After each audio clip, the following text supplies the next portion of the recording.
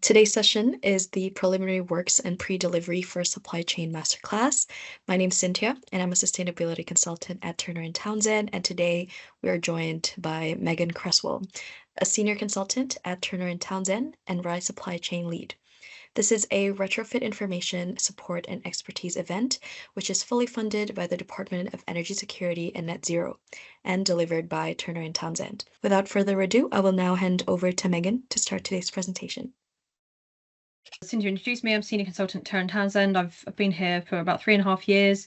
Previously, I worked in a housing association on retrofit delivery. So kind of going through the agenda, we've ordered it kind of through looking at the order of preliminary works and surveys, then going on to remedial works, enabling works. I think we've got a bit on kind of site preparation and kind of the health and safety aspects of getting the site and the property ready. Some best practice, and then some kind of resources and stuff like that as well. So yeah, the aim of this session is to provide an overview of preliminary, remedial and enabling works, lots of long words there. But yeah, essentially, as I said, it's everything that needs to be completed to get a property ready to be compliant with PAS 2035 to ensure high quality delivery of domestic retrofit. So this is a supply chain masterclass, but so it's intended for installers, suppliers, contractors, stakeholders engaged in kind of retrofit delivery, PAS 2035, and in particular, obviously, if you're involved in the warm homes programs, that's what Rise is supporting. But yeah, equally useful for kind of project managers on the grant recipient side as well. Yeah, I kind of said this already. We've had quite a lot of feedback around like confusion over sequencing and ordering of work. So yeah, hopefully this will be useful, particularly when it comes to kind of managing resident expectations as well. So that is obviously a huge part of this, which we don't go into much detail on here, but we've obviously got lots of other sessions around resident engagement. But this is kind of a crucial part to it to ensure that the retrofit runs smoothly for them as well. So yeah, we've ordered like this. So the kind of processes that you would start with your preliminary surveys mainly, probably not so much works, but yeah, generally kind of identifying the current status of the property and what needs to take place in order to achieve the retrofit. Then you move on to the remedial works. So this is a massive requirement under PAS 2035, and you'll have to show kind of an audit trail that these works have been completed before you've started any retrofit improvements to the property. So this identifies what repairs need to be done to bring the property to an adequate state so that the retrofit works can actually begin. We then move on to the enabling works. So these works that are required to actually enable the specific retrofit measures to take place. So there's quite a lot involved in that, and it's very dependent on what measures you're putting in. And that can be quite disruptive as well for residents. So part of probably the preliminary works, you identify some of these things. But the enabling works section is one to think about quite a lot in terms of your sequencing and needing timescales to manage external parties as well to come in and do some of those works. And then finally, a little bit on site preparation and planning. So you're setting up for the works to actually begin. So kind of like health and safety requirements, looking at planning permission, health and safety, resident communications, those kind of things. So yeah, hopefully that makes sense in a logical order to everybody. I think sometimes everything kind of will just get tied up in one, just like kind of the pre-works stuff. So I think it's quite useful to break it down because actually there's so much more, particularly with the PAS 2035 kind of compliance. It's nice to break it down even further and think about, doing it in that order. So this is kind of probably a standing side that we share in most of our masterclasses in terms of what roles and responsibilities would be required in this process. So this is kind of not an exclusive list. So there are some other roles that would be involved. But yeah, mainly kind of looking at the retrofit coordinator who oversees everything. They will manage the process, manage risk, and engage stakeholders. The assessor, in terms of kind of those initial prelim surveys, gathering data, identifying the remedial works that are needed to be carried out on the property. The designer, so they'll develop the technical solutions and specify measures. So they'll have an involvement in terms of kind of that enabling works stage and setting up, the site in terms of their input on the design.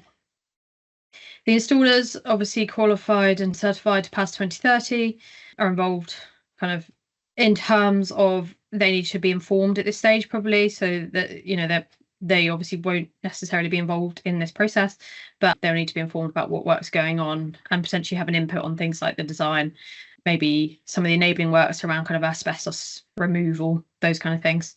The evaluator, important role, but one that potentially can get filled by other roles in the PAS framework. We've got supply chain manager, could also kind of be project manager, depending on how companies set up their teams. And then you've obviously got like technical surveys, so specialist surveys, which I think we come on to in the enabling works around kind of heat pumps, your EWI, your more in-depth measures where you will need a specialist to support the retrofit designer with those, and therefore some of the works that need to be carried out before you can actually start the install. So yeah, we're starting off with kind of preliminary works and surveys. So this is like the real first stage. It encompasses all the activities. It could include a retrofit assessment as well, I suppose. Planning, construction, and in preparation for a successful retrofit by setting expectations and project parameters. So yeah, this is kind of the first stage of your retrofit project, and maybe some of you are in this stage now if you're delivering a warm homes program. You want to kind of define parameters, objectives, and collect data at this stage, essentially. So it's still quite high level. You might have done some resident engagement at this stage, maybe an initial letter drop to let them know that they're involved in the project, but no necessary details, because obviously this is the kind of stage where you're trying to identify exactly what works need to be done to the property, if it's even viable, that real kind of like high level stuff, which might also include some kind of desktop surveying as well. So you don't have to go out to every home. You could do like archetype combinations as well. So where you could just go out to one or two properties on a street rather than going out to all of them if they're the same. So yeah, the key components are around kind of project scoping. So yeah, identifying what it is you're going to be doing, and then yeah, the main part of it is kind of the initial surveys to gather that data and information. So yeah, linking it actually to PAS 2035, because one of the main things of the framework is kind of defining those intended outcomes. So you want to set your project goals, which could be different depending on maybe what your organizational kind of retrofit strategy goals are, or what your clients' goals are, what their targets are. Everyone's different. So you might have some clients who want to achieve a EPC rating, some who actually are looking at heat demand savings or energy savings for the resident. So it's good to obviously have those interactions and set the project goals alongside the client expectations, as well as what it'll give you an indicator of what you're looking for when you're going out and doing these initial data gathering. So yeah, as I said, you want to look at identifying building archetypes, so you can classify properties, types, and construction methods. You can therefore then just kind of narrow it down to doing like a percentage of actual surveys rather than having to go out to every home. Stakeholder engagement. So yeah, as I said, there'll be some high level kind of resident engagement at this stage, just to make sure they know that people will start coming around to their houses, but yeah, without any detail at this stage. And sometimes you have to be quite careful about that engagement bit at the start, in case their property is not viable, or there's issues that will make it push back the retrofit works, for example. Compliance review, so looking at kind of what all the regulatory and funding requirements are, looking at the scheme guidance if it's a funding scheme you're working towards, and obviously working alongside all the kind of retrofit compliance around PAS and Trustmark, MCS, planning, building regs.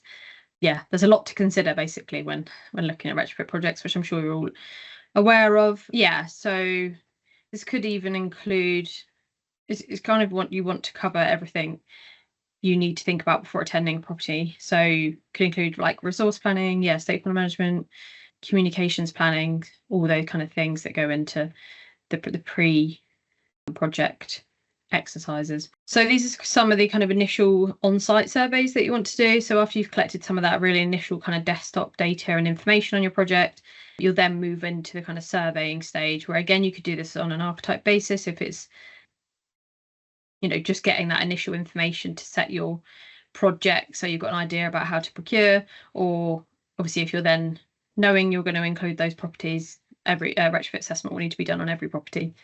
So yeah, things like stock condition surveys, which evaluate building fabric, structure and services, they tend to be carried out by the Housing Association Local Authority on a 5-year basis.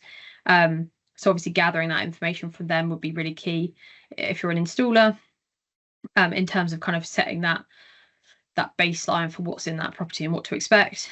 Carrying out an energy performance certificate. So the funding obviously requires a new pre-install EPC. So if there is no valid EPC, that will have to be carried out. If you have one already, it could be that you just carry out the retrofit assessment and do the energy report as part of that. It's very similar to the EPC. It's just not lodged as a full assessment. Yeah, obviously the retrofit assessment is kind of the most in-depth part of this and kind of sets you up for project delivery. It's a super important part of PAS, probably the most important, and actually can cause issues throughout if that's not done well.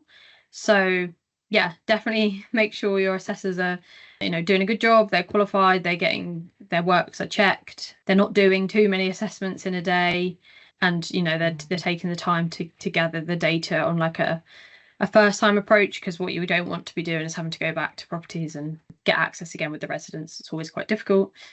And then you might go as far as doing some additional modelling, digital scans, particularly if you're doing kind of deep retrofit projects. A really interesting space, which I feel like the tech space probably still hasn't been fully established in retrofit, but hopefully over the next few years with kind of that confirmed warm homes plan, we'll see more investment in technology and stuff, which will really help with gathering more information on properties before you need to go in them. So basically the output from these pre-surveys and preliminary works is you gather lots of data and information about the property and the residents, which actually is quite useful, which is also useful to think here about how you're going to store that data as well, or how you're going to get that data from your client in like a usable way. Do you have like a shared platform, or do you have access to their information? Because obviously it all needs to be stored and compliant, and making sure kind of all stakeholders and parties have access to it as well is worth thinking about as part of this. But it basically sets a baseline for where the property currently is, identifies some of the works that might need completing, but then kind of comes into the remedial works bit. Remedial works refers to the corrective actions taken to address defects, damage, or non-compliance in existing structures or systems, ensuring they meet required standards before or during the retrofit process. So I mean, generally, I think these are meant to be done before. You might be able to sequence it if you've got an installer there that's going to carry out the works. That they can do things at the same time. Obviously, you just have to audit trail it within PAS to show that it has been completed, essentially, before the handover stage, particularly with the resident. So this stage incorporates rectifying any existing issues that are found in the property. So they'll normally be found as part of the retrofit assessor survey, and they'll kind of list everything down, and again pass it on to whoever needs to rectify, whether it's the installer or potentially like an in-house maintenance team to rectify some of those issues. Generally it will be kind of repairs, damp and mold, like leaking taps, stuff like that, which will need to be resolved before any retrofit works can be planned in. It can obviously provide a challenge if the installer who maybe is doing the work is different to the people that are carrying out the repairs. So just want to think about whether that all just gets packaged up as part of the install. Maybe something to kind of specify when you're working with the client about how that looks, to ensure there's no kind of delays, but also that interaction with the resident isn't too disruptive. So this is a big requirement of PAS 2035, and as I said, you need to kind of audit and show that these works have been completed before like the handover and like lodgements have been done. It will get checked if things haven't been done, and Trustmark will get people to go back and rectify any issues that are found. So I think that's kind of the main things. I don't know if people have seen kind of really severe things, but particularly where homes maybe don't have like gas boilers and stuff like that, so they've not been accessed. They've probably only been accessed every 5 years or so. They might. I remember finding this working at a housing association. There's just homes that you don't go to because there's no compliance reasons to go to. So they could potentially require a lot of works because they've just no one's ever been out to them. which obviously can delay your project. It might be that you then have to think about sequencing those, particularly if you're doing a phase request kind of project, pushing those ones back, if they've got major building defects and stuff to get fixed before the works can take place. So yeah, just some of the key components. So these are kind of the main things. I think I went over some of these already, but yeah, repairs. So looking at structural, roofing, window and door repairs, damp and mold treatment, they have to be rectified. Ventilation has to be assessed and improved. And actually, I think what most projects are doing now, because I think people got stung by this in the past, is making sure the ventilation improvements are being done again as a sequence first. So there's no risk of residents not letting you back in once you've done the retrofit measures. I think most contracts now will make sure that's done first, but obviously it's kind of pushing that with the client as well to make sure they're on board with that order of works. Yeah, I think we'll come on to asbestos removals, because I think that kind of probably comes into enabling works a little bit more. There might be I don't think the retrofit assessor wouldn't necessarily pick up on asbestos, so that probably more sits in enabling works when you've had the special surveys done. But yeah, basically this is kind of like the next step.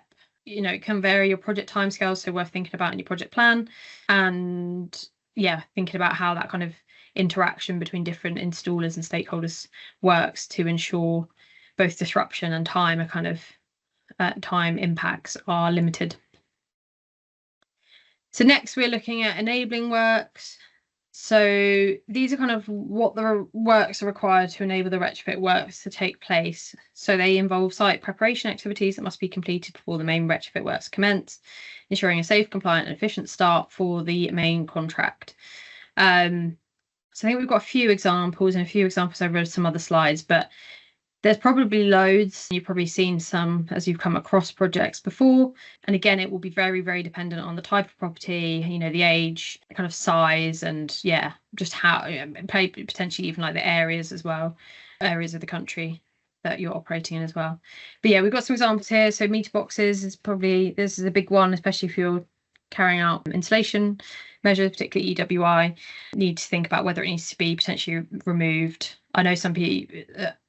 I know a lot of people will look to avoid this and look at things like insulated meter boxes instead, but obviously worth thinking about whether that needs to be done. And again, you would identify that as part of probably the preliminary survey. So you would have maybe a specialist EWI survey. Quite often, like the manufacturers will go out and will identify things like this that might need to be reviewed as part of this enabling works phase. One we used to find quite commonly was electricity cables when doing EWI. So obviously that needs consultation with the district network operator, which we'll come on to in a minute. But that might require like the sheathing of the cables, or maybe even major changes like taking the supply underground, which I do remember having to do that on a project of houses, which was a nightmare because it involved the DNO. We had to get a ground worker and the electricity provider, and I think an electrical installer as well. So there was a lot of parties involved. So again, it's that like identification stage when you find you've got to do these major works. Does it make it viable to complete? In this case, the resident was it was a complaint, so we kind of had to get the works done, and they were not living in a comfortable house. So yeah, that took priority. But yeah, again, it's just maybe thinking about sequencing. Can you push some of these properties back later if you've got major works to complete on them, particularly with timescales and funding and having to get a certain amount completed in year one, etc. One of the other main things we hear quite a lot is loft preparation. So yeah, clearing out lofts is always a difficult conversation with residents. Can you think about kind of incentivizing them? I mean, most housing associations will probably have in the clauses in the tenant contracts that no stuff in the loft is allowed. So there might be a way of working with the client as well to try and push that along. But yeah, there's obviously kind of stuff to think about, whether that's the installer's responsibility to take that on as well. So yeah, some of the kind of initial additional surveys to allow for these kind of enabling works to take place. So as I said earlier, these might kind of come into the prelim. So again, it depends on your project and how you want to sequence things. But I mean, probably EWI in terms of like having that initial survey, you probably wanted that back in the prelim bit.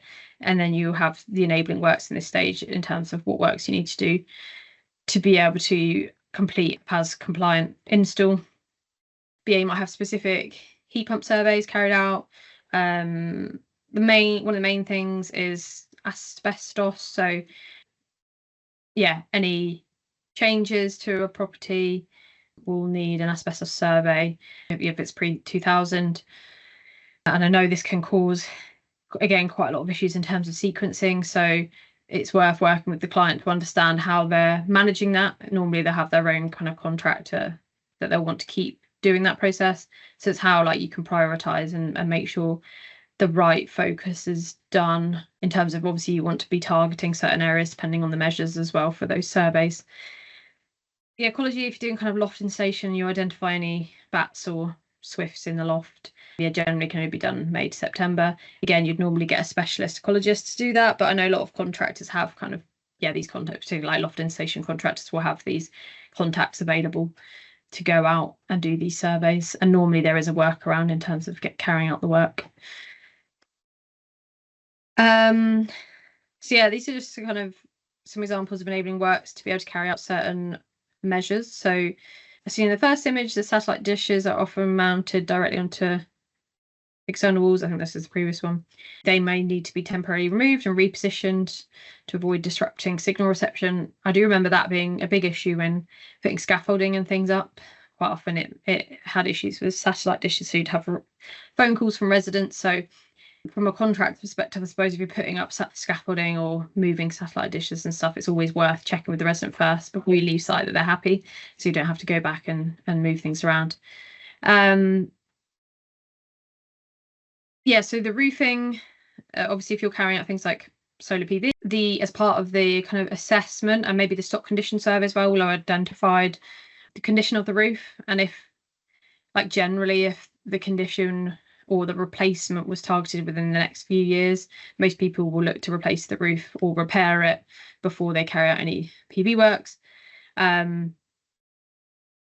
Yeah, a lot of residents would have done a lot of work to the house, like I'm sure lots of you have, but anything that's kind of in the way, particularly with, installs like heat pumps or EWI in particular, all of these kind of obstacles will need to be thought about and potentially removed, replaced, which again is that managing that difficult conversation with the resident and selling the benefits of, this work to them. So yeah, identifying these elements early. So you want to make sure you found all these before you actually go to site to install, because you want to avoid delays. You want to ensure that the system performs effectively without compromising kind of safety or functionality.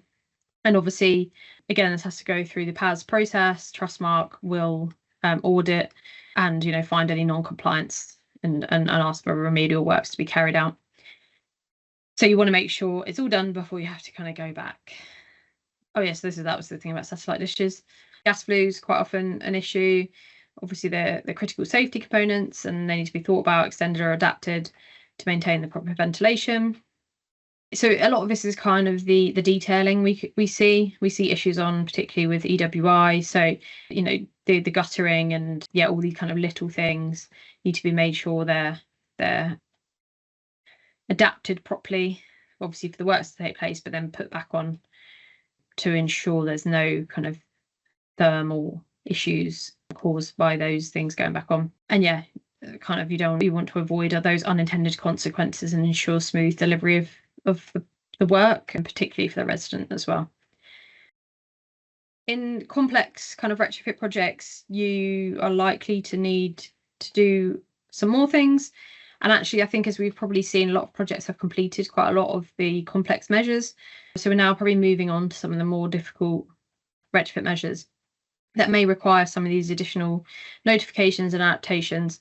And it'd be interesting to hear if anyone's kind of having a lot of issues with any of these things causing delays. And I know there is quite a few issues in the industry, and hopefully we can kind of coordinate with those providers as well to kind of unblock some of those bottlenecks and stuff, and work with you all to push that through as well. But starting at the top, so planning permission, generally this would most likely be required for EWI, but could be other measures that are obviously external facing, particularly if the property is in like a conservation area or it's a listed building. I think it's 8 weeks for a decision. So yeah, quite a long process, and obviously it can be extended if they don't have the correct information available. The district network operator kind of mentioned this already, but any kind of changes to the electrical kind of capacity and impact on the grid will have to go through the DNO. Coordination with the energy provider potentially, so that example of having to like move the meter box, they had to come in, I think, and switch off the supply and reconnect it as well. So there potentially is some coordination with that, which can be difficult because obviously the landlord doesn't have the relationship with utilities, so that has to go through the resident to try and get that support as well. Quite often there'll be a fee as well, which again would go through the resident, so you've got to think about how that can be paid. And then things like scaffolding as well, or any kind of adaptations where you've got to put something on the property that is going to have an impact but is needed for the works to take place. It's how you kind of think about it, and again engage with the resident. So just a bit more detail on the DNO. We've actually got an advice pack that should be coming out soon on the district network operator stuff, and I think we're doing some kind of special masterclasses and stuff on this as well, as I know it's quite a complex process and it can be different depending on where you are in the country as well. But essentially, they are the company that are licensed to own and operate the electricity distribution network in a specific region of the UK. So that includes, they're responsible for cables, substations, and infrastructure that deliver electricity from the national grid to homes and businesses. So, applications likely required with EWI work. So where things like cable sheathing or power supply, underground cables are going to be impacted, you'll need to do a notification to the DNO. Anything where the electricity demand or generation is changing, so like heat pumps, solar, battery storage, anything kind of I think there's a limit as to obviously how much you're pulling off or generating that you have to notify. And then things like delooping, where you potentially have to remove shared electricity supply between properties as well. But again, they'll normally advise on that kind of thing if it's needed. So essentially, hopefully some of you know about the process. It's kind of an online application, but very useful if you're delivering this on a wide scale. You might have like a nominated person that you can go to get support as well. The DNO will review, and they'll basically give you either a quotation and timeline for the works, or they'll give you approval to do the works if everything's looking okay from their end. But I know people have found issues with DNOs refusing works or giving kind of long time scales to carry out. Normally it's improvements to substations and stuff like that. So to kind of lastly, we move on to like the site preparation. So once you've done all those enabling works, the property is now ready to have the retrofit measures completed on it. You'll start the kind of site preparation bits, which mainly focuses around kind of that construction phase plan, like the CDM regulations, in terms of kind of carrying out major works to properties. So this won't be applicable to all. Again, like if you're just carrying out simple measures, there will definitely be less involved in this, but it's useful to think about, particularly if you're managing kind of a large portfolio of projects, or kind of that deep retrofit work, and potentially looking at like whole streets, like area based retrofit. You'll really want to think about this. So site clearances, again depending on what work you're carrying out.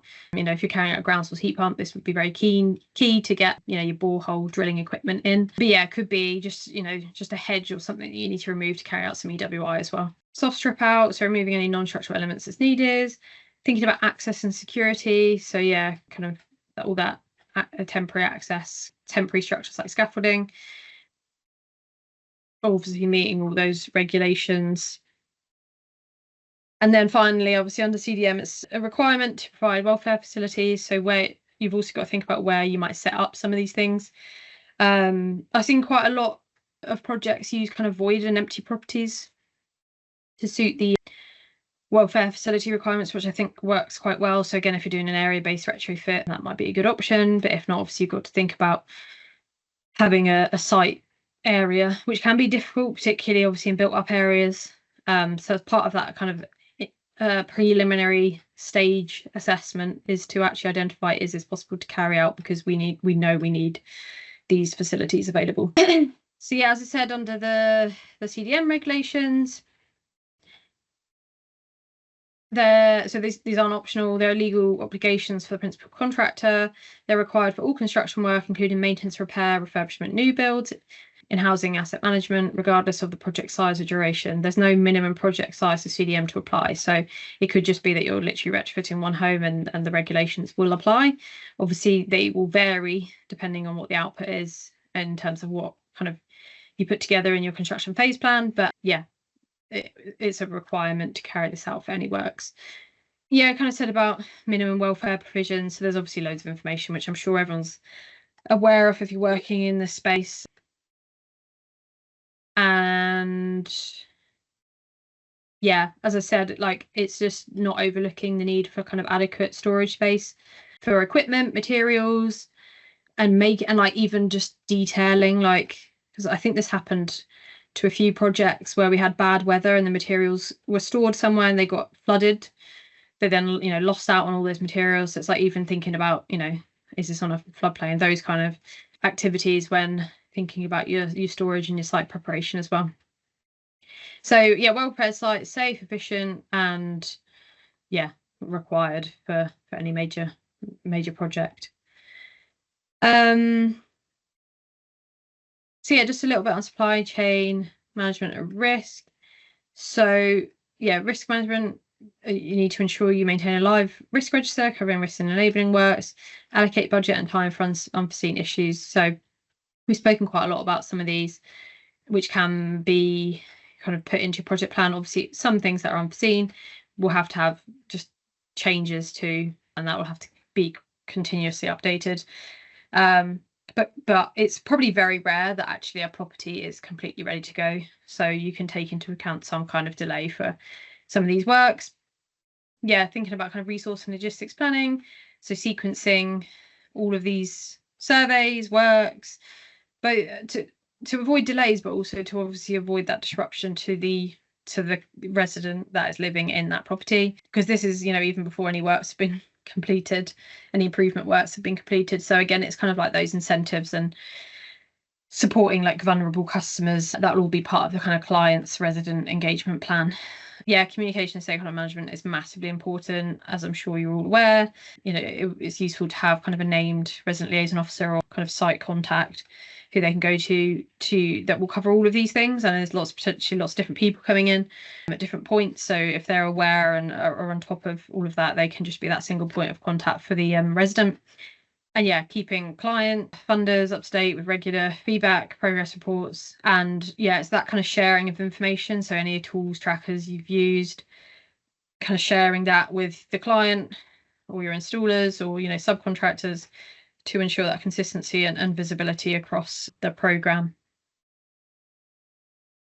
So yeah, just to summarize kind of some of the best practice bits around this kind of pre-work side of stuff. So have a clear scope, so ensure all enabling and preliminary works are specified in procurement and contract documentation to avoid scope changes and cost overruns. I suppose from a supply chain angle is making sure that the client has also included this and included in their project plan. They've included time for this work to be carried out. Maybe name stakeholders about who's doing asbestos surveys, who's doing internal repairs. There's lots of people involved, so making sure you've got clear oversight of roles and responsibilities. Risk management, so yeah, identifying, monitoring and mitigating risks, and yeah, again, keeping everyone kind of informed if anything comes up to add it to the overall risk registers. And compliance, so adhering to the PAS framework standards, and yeah, kind of requirements throughout.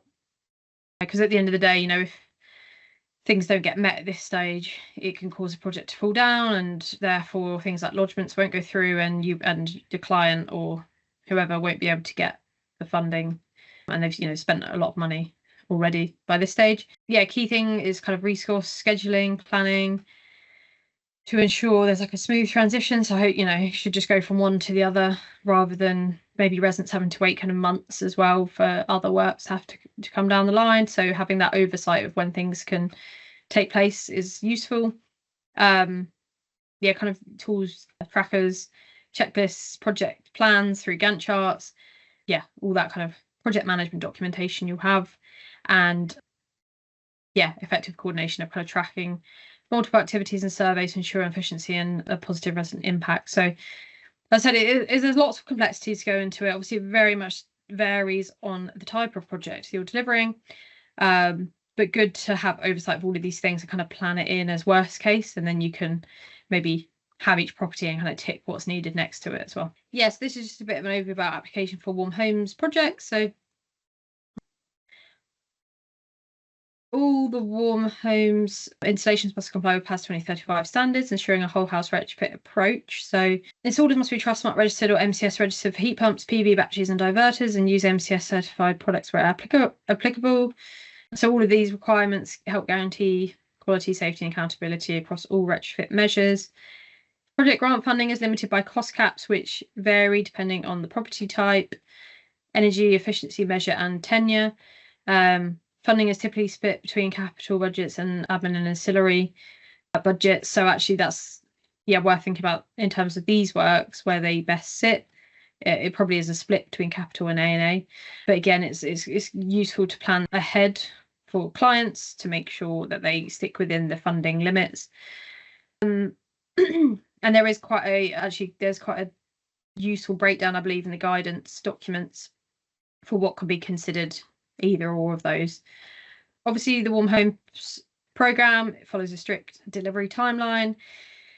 So, any changes to these works need to be thought about, particularly with the challenge fund projects with key phases, the phases needing to be set out so they're ready to go, and properties kind of trying to stick to that scheduling. And I think I've said it a few times now, but keeping the resident on board and on side again is probably just the key to all of this. And so therefore planning and sequencing of all of these things, I mean, when you go through it, it does make it seem like, why would you do this? It is complex, and not every project's like this, but a lot of them are. But it does ensure best practice, quality, and the best outcome for the resident. But it does need to be kind of managed efficiently and effectively to ensure the best results. So that covers everything, I think, in terms of the content. Sorry, I've taken a bit long, but there's quite a lot to get through. Hopefully you're attending today because you were kind of signed up to the newsletter and stuff. We're working really closely with supply chain, so please do reach out either to my email or the Rise inbox if you've got any additional questions. But look out for our supply chain advice packs, and everything's kind of available on the Rise website. Hopefully you're signed up to the newsletter, so you get the emails through as well when new content comes out. But we're also always looking for feedback and how we can support you as well. And all of these masterclasses are recorded and on demand, so take a look at your leisure. There's practically everything every topic you could ask for. But we're always looking to take on board feedback. So hopefully you found that useful.